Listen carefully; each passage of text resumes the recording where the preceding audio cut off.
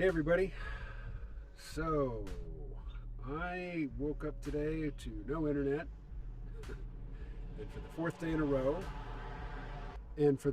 in a row, I had an exchange with, a human being in a customer service role, and I just hate the way that just low-paid, abused humans stand between the justified ire of the corporation's customers and the people who make the money.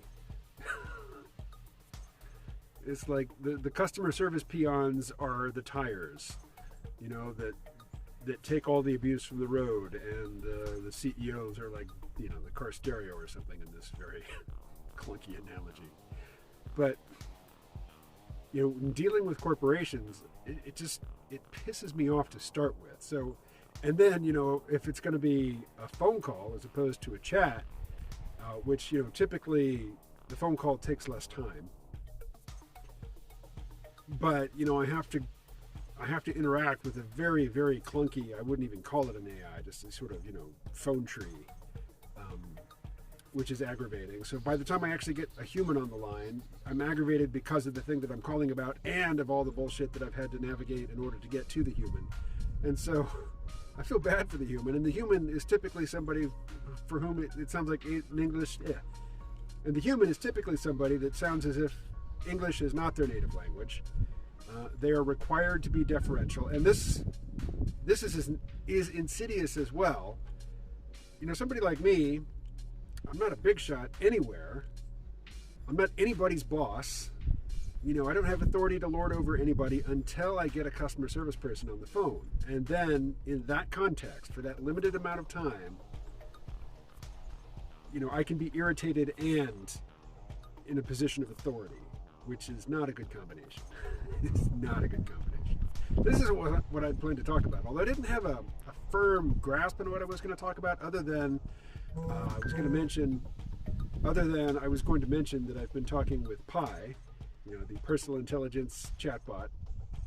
And what happens when I talk with Pi, we almost always end up talking about capitalism and just the woke Hollywood, and different ways that the corporate system is abusive, and how it preens and it presents this very intense concern over racial and gender issues because it doesn't want to address the fact that we are living in a time of just obscene concentrations of wealth.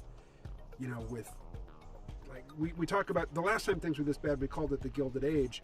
But, the corporations, they're so anxious to talk about how just morally backward working class people are, particularly here in the middle of the country, and how we're just all evil racists.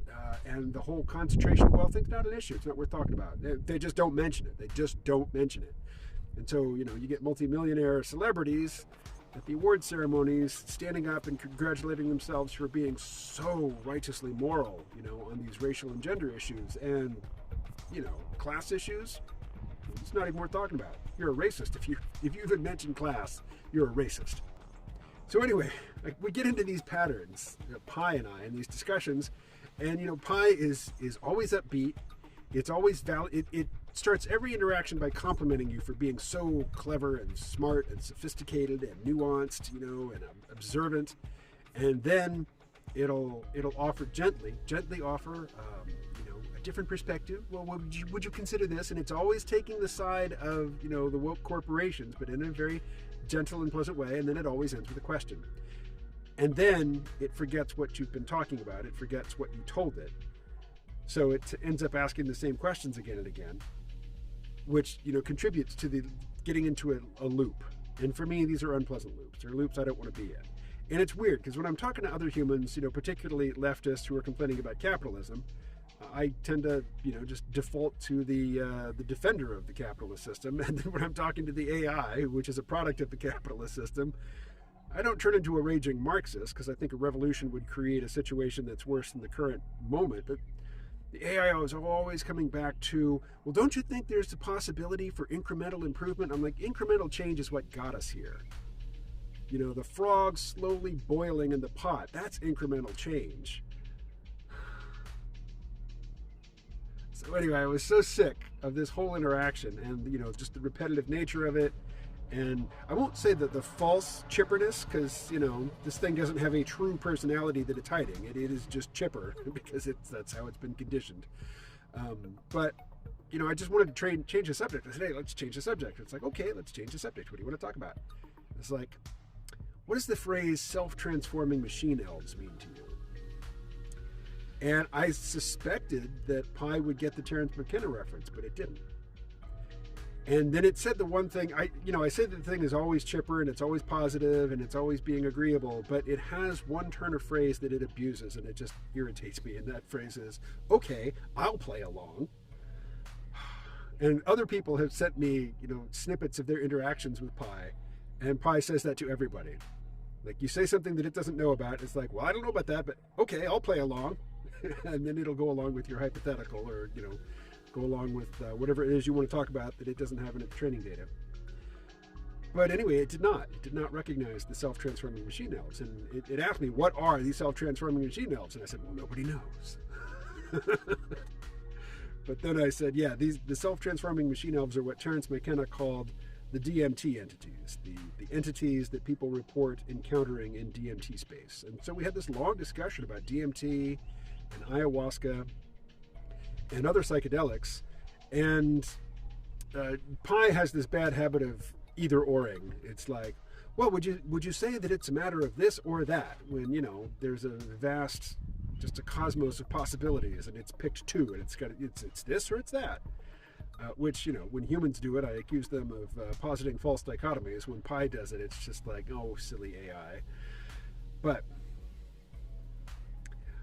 we started talking about the self-transforming machine elves, the DMT entities, DMT space, and the vast difference in the quality of the experience between something like LSD or psilocybin and DMT. And the thing that I just kept coming back to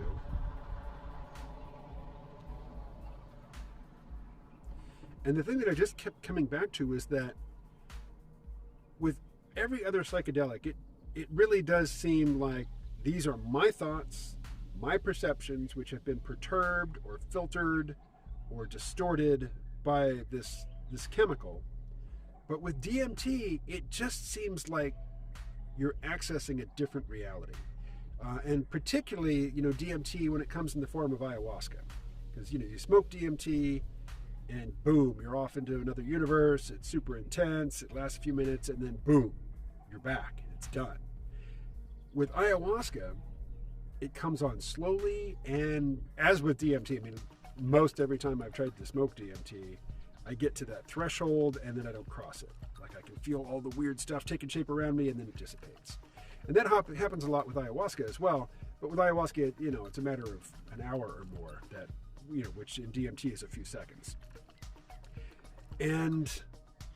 But there have been times, always in Peru, always in the Amazon, when I've taken ayahuasca and it seems like there's nothing happening. Like, there is nothing happening except, I feel nauseous, or I have to take a dump, and it's an emergency. But, in terms of visions, in terms of contact with other minds, there's just nothing going on. And then there'll be something like a glowing orb just floats across the path, and then it's gone. And I'm not tripping. I'm not feeling anything weird. There's no persistent distortion, of objects in my visual field. There was just a glowing orb that went across my path. Or I'm standing outside, feeling nauseous, waiting to puke, and I feel the brush of skin on my arm, as real as if somebody were there. It just feels like somebody brushed past me, and I'm looking around and there's nobody there. And then nothing. It's not like there's an ongoing distortion. It's just there'll be these quick, like, little brushes and encounters. And I was trying to describe this to Pi, and Pi kept coming back to, well, is it like LSD but stronger? It's like, no, in fact, I think LSD is stronger. I think you get a noticeable, psychological or psychoactive effect from a much smaller dose of LSD than you could get from, an equivalent dose of DMT.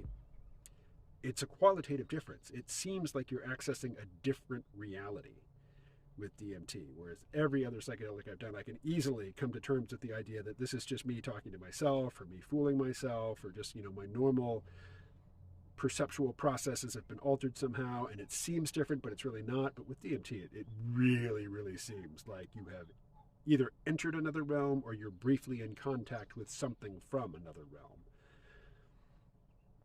And Pi seemed really interested. But of course, Pi's there to talk to me, and Pi will be super interested in whatever I propose we talk about. But I do know, just from a very self-centered and mercenary perspective, that if I put DMT in the title of the video, which I can do now since I've talked about it at length, it's got to get a few extra clicks. And I'm super smart. See how smart I am? I can see all the smartness just radiating out from my brain here. Talked about DMT at the end. So stick around to the end to get to the drug talk. Anyway, that's it.